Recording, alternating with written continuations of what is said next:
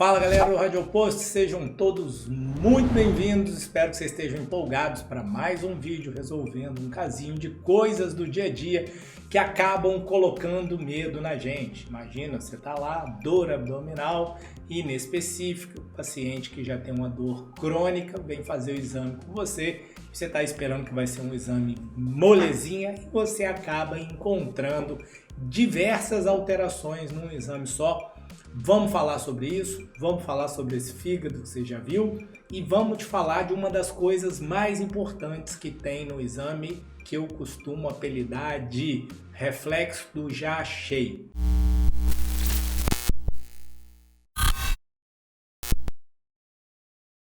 Quando você identificar uma alteração, não mude o seu padrão de busca para não deixar de diagnosticar coisas mais importantes do que ela. Uma das primeiras vísceras que a gente avalia quando a gente está olhando, analisando o abdômen, é o fígado, né? É o maior órgão sólido que você vai encontrar no abdômen e tem várias coisas que a gente olha quando a gente avalia o fígado. A primeira delas é se ele está no lugar certo. É difícil que você tenha um fígado ectópico, então eu na minha fórmula eu já nem uso fígado tópico, porque é muito improvável que você encontre um fígado errante, né? Que ele esteja no lugar diferente. Segunda coisa, você olha tamanho, você olha forma, você olha padrão de realce. Então, quando você analisa este fígado, a primeira coisa que chama a atenção, vamos olhar aqui para a fase portal, fica mais elegante, o fígado fica mais homogêneo. O que a gente vai ver é que os contornos não são lisinhos, né? Os contornos têm algum grau de irregularidade, os contornos são discretamente lobulados. Os bordos, né? A borda hepática, ela é romba. Esse é um sinal que chama atenção. Normalmente o que a gente tem aqui no lobo esquerdo, eu costumo brincar que é o lobo esquerdo em formato de faca. Ele é pontudo, tá? Ele não é arredondado dessa forma. Então esse é o primeiro ponto que a gente vai assinalar aqui no fígado. Além disso, o que a gente observa é o quê? A gente tem um alargamento da fossa da vesícula biliar. Além disso, o que a gente tem é o quê? Uma redução volumétrica dos segmentos 6 e 7. Se você analisar com calma em outros fígados, você não vai ver essa indentação. Então eu tenho contorno lobulado, alargamento da fissura da loja da vesícula biliar. Eu tenho perda volumétrica do lobo direito, notadamente no segmento 6 e 7. Eu tenho aumento do lobo caudado e aumento do lobo esquerdo, propriamente dito, segmentos 2 e 3. Quando eu olho para isso, eu estou falando de alterações hepáticas que me remetem a fibrose, cirrose hepática. Tá? Esses achados apontam para lá. Aí a gente poderia discutir aqui, já fazer uma longa discussão dos motivos da cirrose acometer principalmente o lobo direito. Uma das causas é que a veia porta está aqui, que é formada pela veia esplênica e se juntando com a veia mesentérica superior, o ramo direito da porta ele é mais longo. E à medida que eu tenho alterações no fígado, então para pensar comigo, quais são as principais causas de cirrose? A gente tem algumas causas de cirrose, a exposição aos vírus da hepatite são um ponto marcante, a exposição alcoólica de forma crônica também, a esteatose é outro achado que nos aponta para no longo prazo formação de cirrose. A gente tem outras causas, mas vamos nos ater a essas aí. Então a gente tem um insulto crônico ao hepatócito. O hepatócito ele tenta compensar. Quando ele tenta compensar, a primeira coisa que ele faz é formar os nódulos de regeneração, que depois vão ser displásicos e que mais à frente vão dar origem aos hepatocarcinomas. Aqui a gente vai chamar logo de HCC, tá? Para ficar fácil. Então, quando eu tenho esse padrão, durante esse processo de tentativa de recuperação do hepatócito, eu aciono algumas células que estão ali no espaço de Disse e elas vão proliferar colágeno. Isso pode parecer massa, mas não é para ter colágeno aí. Então o colágeno ele acaba endurecendo o fígado. Agora você consegue entender porque a gente está tentando usar a elastografia para avaliar a fibrose, cirrose. Por que a gente está usando ressonância para avaliar as áreas que são acometidas por fibrose, que estão mais duras, que foram substituídas por colágeno. Os hepatócitos foram sendo infiltrados por colágeno, de forma que isso faz um estrangulamento dos vasos. E aí, naturalmente, isso acontece mais quanto maior o ramo direito da porta é maior. Então, eu tenho essa alteração predominantemente no lobo direito com perda de volume, redistribuindo o volume para aumento do lobo esquerdo e aumento do lobo caudal, ok? Essa redistribuição, ela acontece também do ponto de vista de vascularização. O fígado ele é um órgão que ele é nutrido do ponto de vista vascular, principalmente pela veia porta, em torno de 70-30, 70 para a veia porta, 30 para a artéria hepática. À medida que a cirrose vai acontecendo, que a fibrose que cursa com cirrose vai acontecendo, eu vou tendo um shift do componente portal para o componente arterial, o que cursa com a velocidade mais alta na artéria, quando você mede isso pelo Doppler. Então a gente tem essa gangorra que funciona de forma consistente. Beleza, depois que eu tenho a cirrose, esse endurecimento, eu estou causando fibrose no fígado, o que acontece quando eu endureço o fígado? Eu aumento a pressão no leito da veia porta. Tá? E à medida que eu vou aumentando a pressão no leito da veia porta, eu posso ter sinais de quê? De hipertensão portal. Sinais de hipertensão portal eles podem estar caracterizados pelo aumento do calibre da veia porta, aumento do calibre da veia esplênica, né? Você pode usar aqui em torno de 16 milímetros para a veia porta, você pode usar 9 milímetros para a veia esplênica. Você vê que a veia esplênica está nitidamente muito mais calibrosa do que o habitual, com quase 16 milímetros aqui, uma veia esplênica bem gordinha. E à medida que o tempo passa, você começa a ter o quê? O engurgitamento das veias, pode ter varizes esofagianas e principalmente aqui na curvatura gástrica, na pequena curvatura gástrica.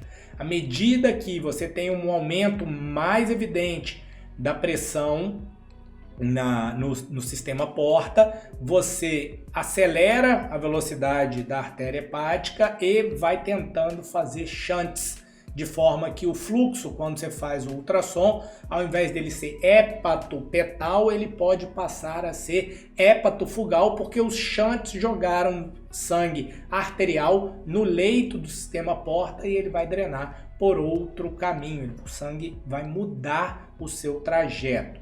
Outra coisa que você pode encontrar como consequência é a esplenomegalia. Aí a gente entra no ramo da esplenomegalia, tem várias formas de medir o baço.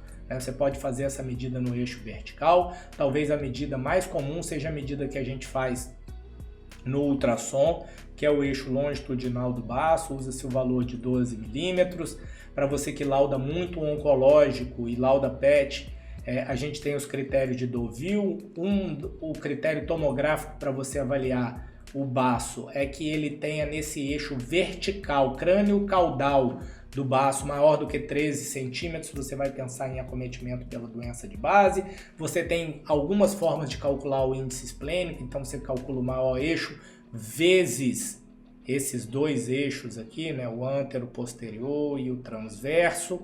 Então seria A vezes B vezes C, com um corte de 480, então quase todos os baços que você mede que te chamam a atenção e que você mede, acabam dando mais do que isso. Tem outros que tentam simplificar e que usam só esse índice, A vezes B. Então, você tem algumas formas de fazer, não tem uma forma só. Então, o baço ele merece ser analisado de forma muito cautelosa, porque o contexto clínico no qual você estiver interpretando o exame pode impactar, uma vez que o baço ele tem uma morfologia meio variável de um órgão para o outro. Então, aqui a gente acabou de descrever os sinais de hepatopatia com hipertensão portal. Se eu falei em hepatopatia com hipertensão portal, primeira coisa que você tem que parar para fazer será que eu estou olhando Se eu estou olhando para um paciente cirrótico, eu tenho que procurar uma lesão hipervascular hepática. Nesse caso, a gente tem diagnóstico diferencial para lesões hipervasculares hepáticas.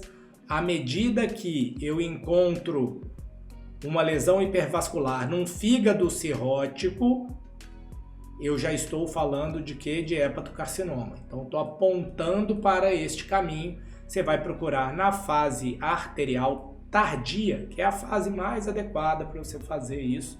Então, o exame está desse ponto de vista adequado. Você não quer uma fase angiográfica por volta dos 15 segundos. Você quer uma fase em volta de 35 a 40 segundos. Isto posto, né, a gente não vai seguir aqui para o vídeo não ficar muito longo e a gente perder o foco.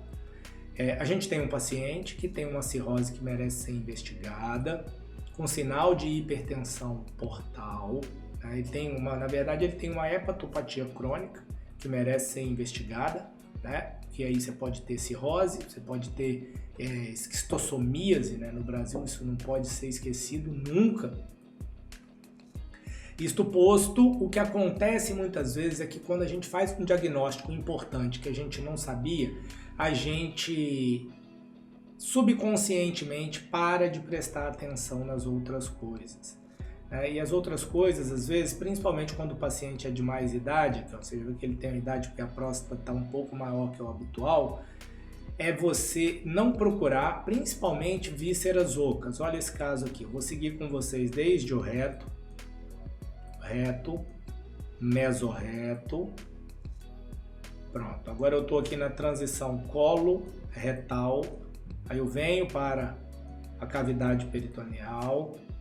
Eu vou ter agora dentro da cavidade abdominal as partes peritoneais e retroperitoneais.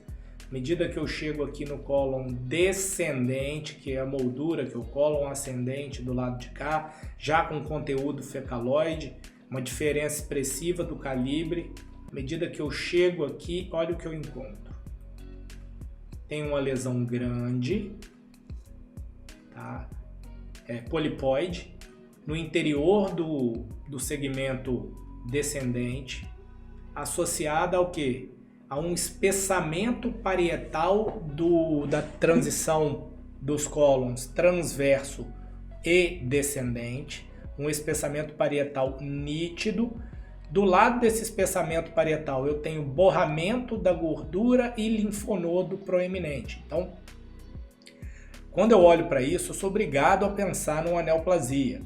E a neoplasia, ela é a principal causa de obstrução intestinal grossa, colônica. Então, obstruiu, o paciente está com dor abdominal, você está vendo o conteúdo fecaloide mais proeminente, não deixa de procurar.